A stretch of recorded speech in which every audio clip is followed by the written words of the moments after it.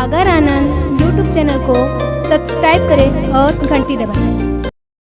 ले केरा ताजा ताजा केरा ले।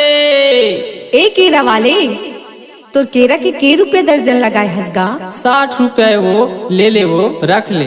भारी भाव लगावत हसगा? नहीं है वो, ज्यादा भाव नहीं है, ले रख ले वो। नहीं ले मगा।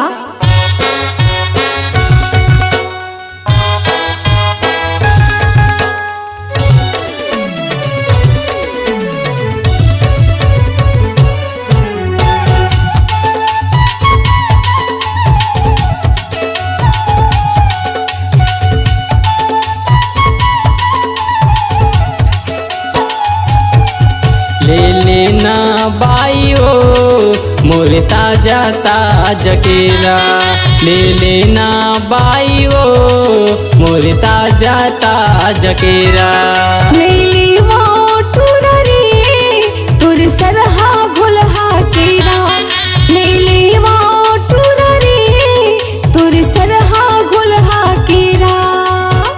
खाबे तायौ याबे नहीं लेबे पछताबे, ए खाबे तायौ याबे नहीं लेबे पछताबे, कहीं ना मानी जाओ। जाना रे काबर जिद करत हस, मैं नहीं ले कहा था ना। ले लेना नीली वो टूरा रे तुर सरहा घुलहा केरा, नीली वो टूरा रे तुर सरहा घुलहा केरा।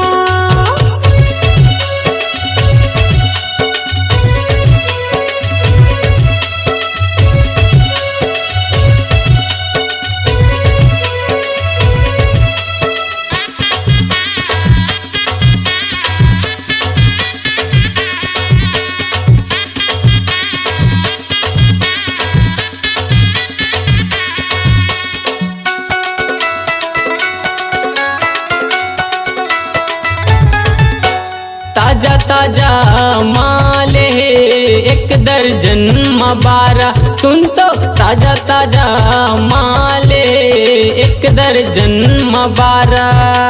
60 रुपया लगाए हवा वो नहीं है भाव ज्यादा, 60 रुपया लगाए हवा वो नहीं है भाव ज्यादा।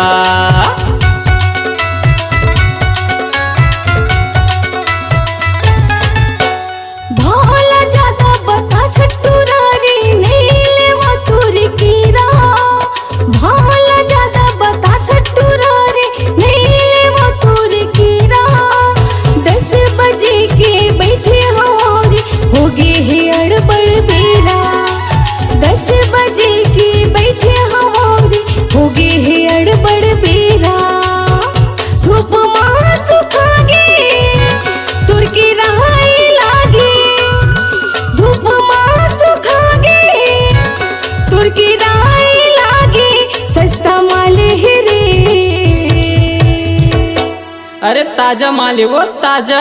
काबर लबारी मारत हस रे? अरे हमर काका नहीं है छोटे बिरेझर वाले लखन बार ले, ओकरे बाड़ी तोड़ के ला वो। अरे सिर तो उनका था एकदम बढ़िया है, ले ले।